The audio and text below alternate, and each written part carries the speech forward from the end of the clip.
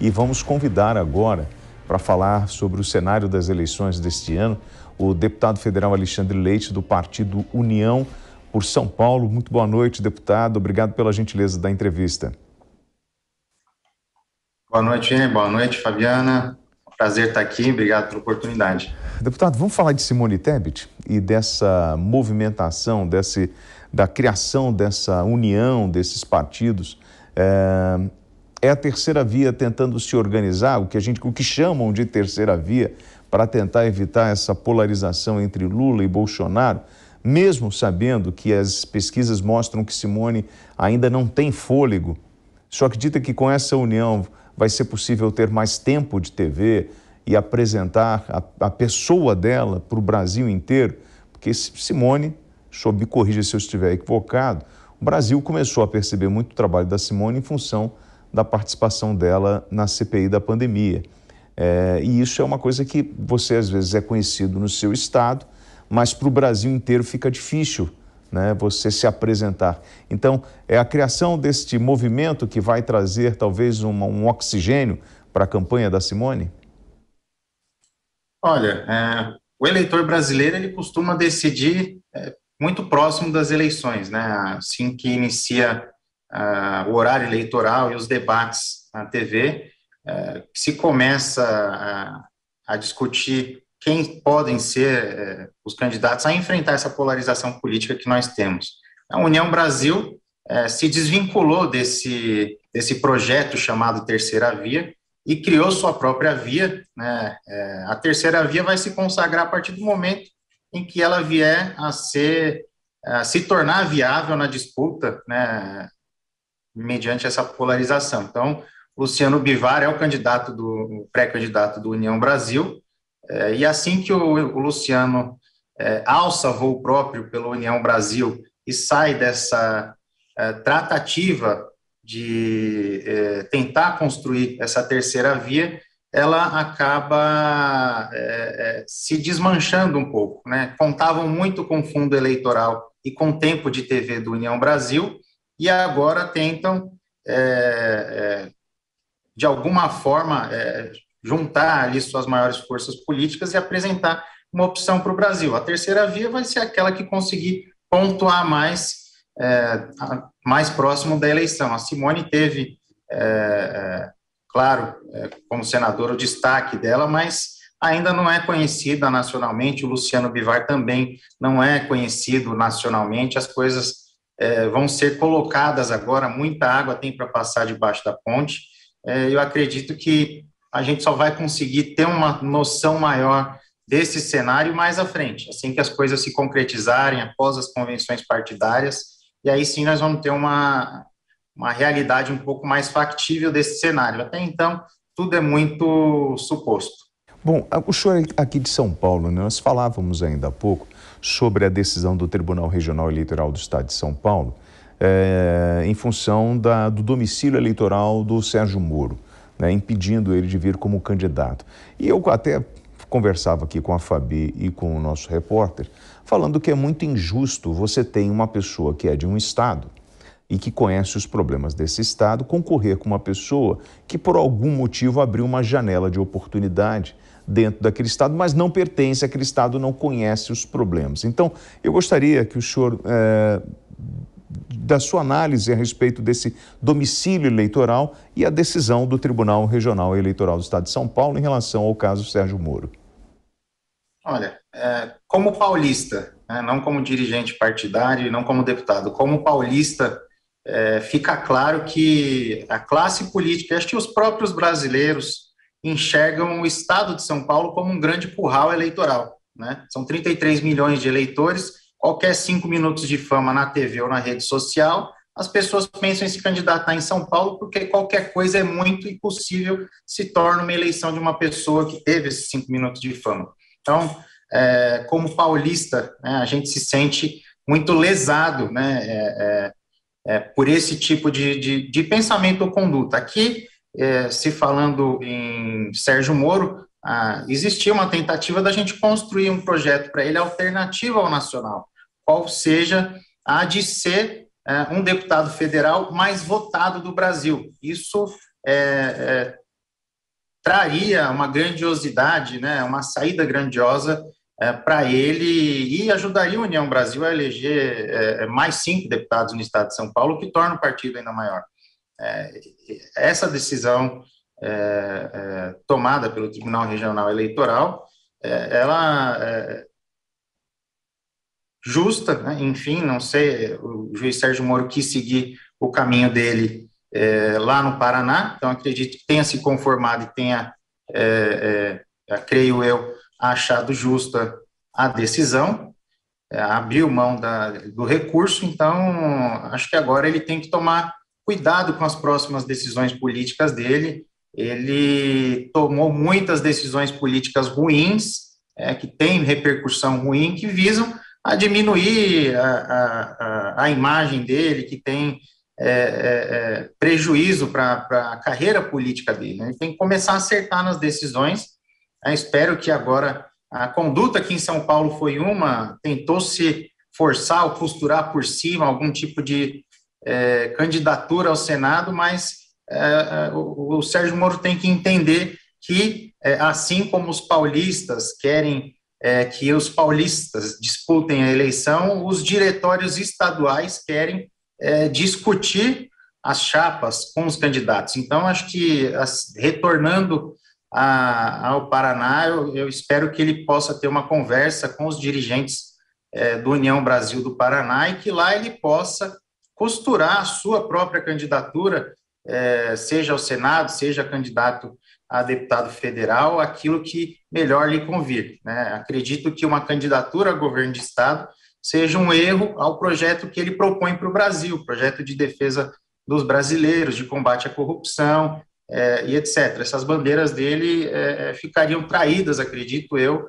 em um projeto de governo de estado, mas é uma decisão dele. Só acho que ele deve ter muito cuidado com as próximas decisões que ele vai tomar. Isso pode botar uma pá de cal em cima da carreira dele muito cedo, e ele pode ter um futuro aí na política longínquo. Agora depende muito dele, né? Deputado Alexandre, nós estamos com a comentarista PAN, Fabiana Barroso. Fabi, com a palavra. Boa noite, deputado. Eu quero te aproveitar e usar como exemplo para depois já emendar uma pergunta. Você é uma pessoa jovem, está no 3º mandato por São Paulo como deputado federal pela União Brasil. Eu acabei há pouco num comentário dizendo que, na minha visão, acho que as pessoas deveriam galgar esse tipo, traçar, né, esse tipo de... Porque a política é uma carreira, então você aprende, fica num tipo de mandato como o seu, deputado federal, para depois almejando os cargos um pouco maiores. O senhor concorda com esse tipo de planejamento na carreira política? Porque a gente não precisa demonizar a política. E aí essa é a pergunta que eu queria fazer. União Brasil, quais são os grandes nomes? Porque, de certa maneira, também é nova, é uma novidade para os brasileiros. Então, quem são os nomes que encabeçariam as pessoas, os estados? E o que o senhor acha aí que eu falei a respeito de traçar uma carreira política? Olha, nomes, nós temos muitos nomes, inclusive alguns advindos do próprio Democratas, né, e alguns do próprio PSL. Então, nós temos aí o Luciano Bivar, nosso pré-candidato à presidência. Eu vou citar alguns nomes bem conhecidos.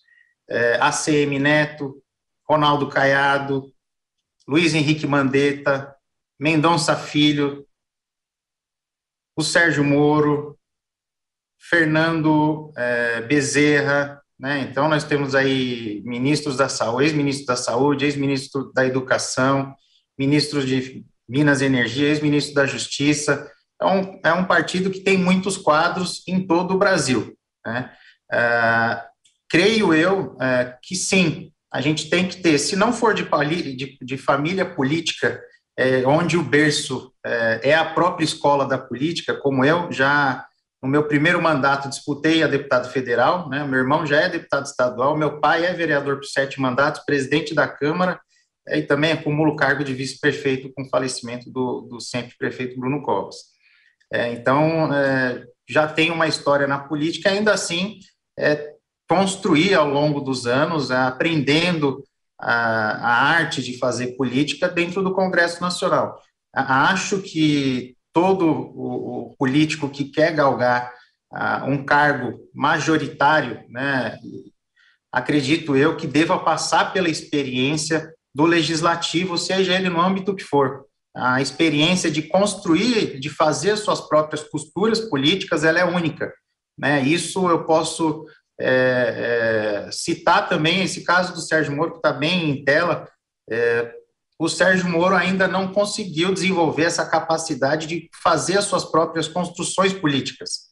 Tem tomado algumas decisões ouvindo algumas pessoas e terceirizando essas costuras políticas. Então, é preciso se vivenciar a política no dia a dia, ter o contato com os políticos, não demonizar os políticos antes mesmo de conhecer. Até mesmo o presidente Bolsonaro passou 30 anos dentro da Câmara antes de virar presidente da República. Então, acredito eu que o legislativo seja o primeiro passo para uma formação política para a disputa de um cargo majoritário. Bom, vamos lá, deputado. Hoje nós tivemos a divulgação de uma pesquisa mostrando um cenário muito ruim para o Brasil, dos 33 milhões de brasileiros que passam fome. Nós voltamos, segundo essa pesquisa, e alguns veículos apontam, nós voltamos aí num passado, quase o dobro do que foi registrado em 2020. Ou seja, nós temos brasileiros passando fome. Tivemos um período de pandemia que foi difícil para todos nós. Enfrentamos um momento agora de uma crise mundial em função da guerra que acontece em território ucraniano.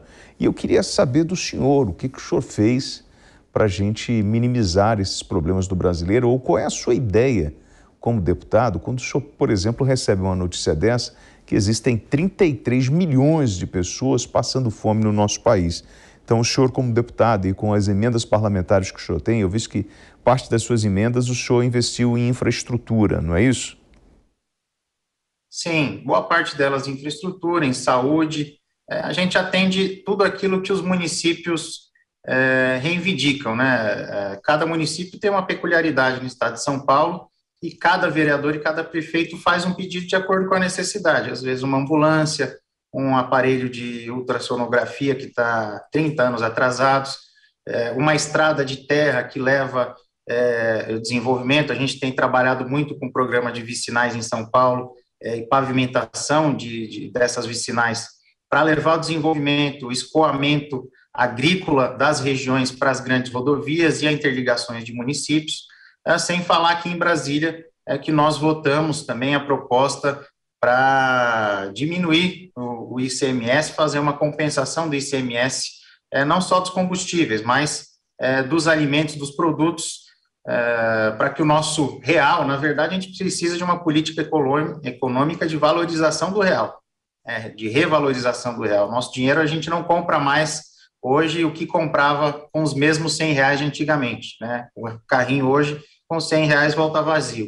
Então, a gente votou recentemente na Câmara a proposta do ICMS. Hoje, o próprio governador de São Paulo, Rodrigo Garcia, trouxe uma proposta muito positiva, né, de suspender a dívida do Estado de São Paulo por 2 anos, que o governo de São Paulo iria zerar o ICMS desses produtos para poder trazer o poder de compra para as pessoas, né? As pessoas voltem a consumir e tenham algum tipo de renda. Então, o Brasil acabou se tornando um país muito socialista, né? Assistencialista, perdão, e as pessoas, depois desse período de pandemia, acabaram ficando muito dependentes dos programas sociais e até mesmo em virtude da falta de emprego que nós temos. Então, é um problema muito profundo que o Brasil tem que enfrentar nesse período pós-pandemia. O parlamento está fazendo a sua parte, a única coisa que a gente não pode fazer é ficar inerte. Então, o parlamento está fazendo a sua parte, os governadores, tenho certeza, não só o Rodrigo Garcia, estão tentando, de alguma forma, combater todas essas sequelas da guerra e da pandemia. Fabi. Aproveitando, já que o senhor citou o Rodrigo Garcia, eu fui também no Twitter dele e vi essa proposta que ele foi levar como solução, algo que eu acho um pouco diferenciado, porque se cada estado for propor algo ali, a gente não vai chegar nunca a um denominador comum, e isso, quem está aqui na ponta está sentindo demais, mas eu vi muita cobrança em relação à Polícia Civil do Estado de São Paulo. Então, como o senhor é deputado e tem proximidade com o Rodrigo Garcia, o que é que esse pessoal aí que parece que fez concurso e passou, o que eles estão pleiteando? Da Polícia Civil? Isso. Então, não sei o que se pretende, não sei. Não tenho conhecimento. Tá, da Polícia Civil que prestou concurso, não sei. Tudo bem, então. Ali tem bastante cobrança mesmo, deputado. Então, ficamos com a segunda propositura aqui que eu fiz. Em relação ao próprio ICMS, essa solução de, repentinamente, cada estado propor uma nova alternativa aí, se isso não acaba corroborando para que não se chegue a um denominador comum, sendo que estaria proposto ali ser um pacote já que a gente tem 27, 26, mais um estado do meio, 27 estados no Brasil. Fabi, nós perdemos a comunicação com o deputado, isso pode acontecer, já restabeleceu? Deputado, o senhor conseguiu ouvir o questionamento? Ouvi. Perfeito, com a palavra. Eu acho que todos os governadores têm que fazer a sua tentativa. Eu acho que São Paulo está tentando, de alguma forma, equalizar essa conta. Nessa proposta do ICMS, o Estado de São Paulo, que nós votamos aqui no Congresso Nacional, que ainda está no Senado, o Estado de São Paulo perde inicialmente 9 bilhões de reais de arrecadação.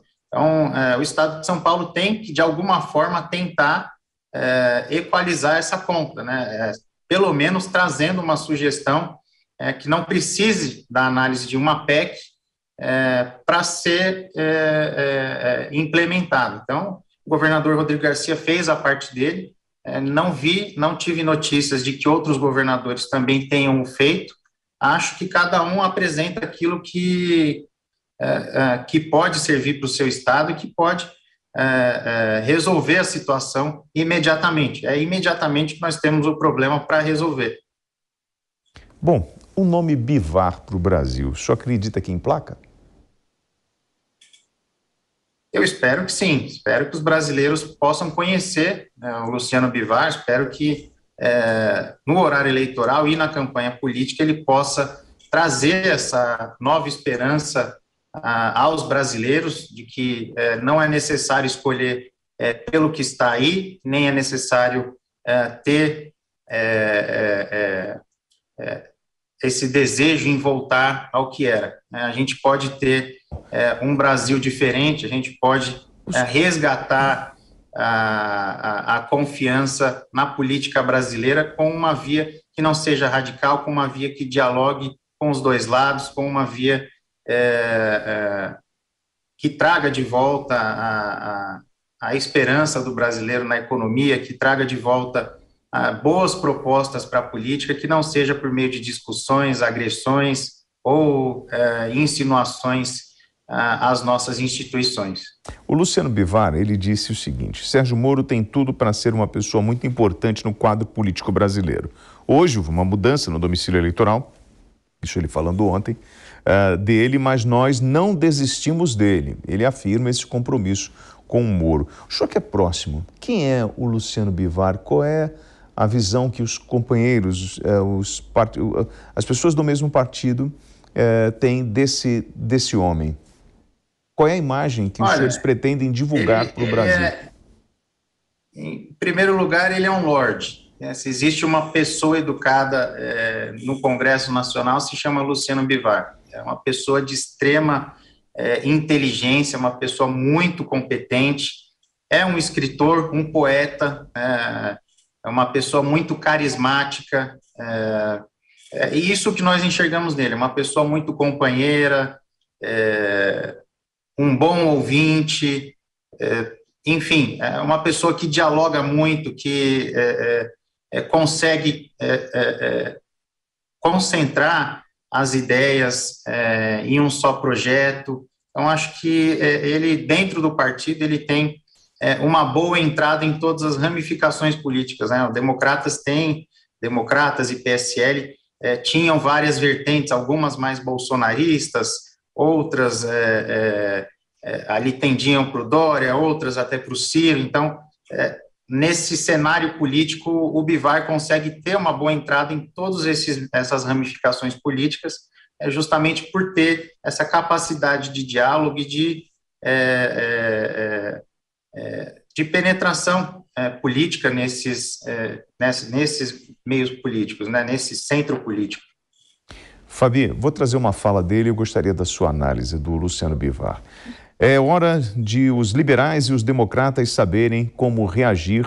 Unir forças como fazemos agora é uma ferramenta inigualável para construir um Brasil melhor e mais justo. Neste dia de hoje, histórico, consolida-se aqui um partido mais forte e coeso, que não será de um, mas de todos que tenham honestidade de propósito, disse o presidente nacional do União Brasil, Luciano Bivar. Ouvindo o deputado Alexandre, Fabi, e olhando para a pessoa do Luciano Bivar, a gente pode entender que é um nome forte nessa corrida presidencial, para além do tamanho do seu partido? Eu acho que é altamente desafiador. O Luciano Bivar tem um dos maiores fundos partidários, a gente falou até a respeito disso, mas quando eu perguntei para o deputado, até anotei aqui os nomes, e aí vamos ver o tamanho do desafio do União Brasil. Tem Mandetta, tem ACM, aí a gente pega o próprio Bivar e a gente pega o Fernando Bezerra. Então, a gente pega pessoas com espectro político muito diferente, todos colocados no mesmo partido.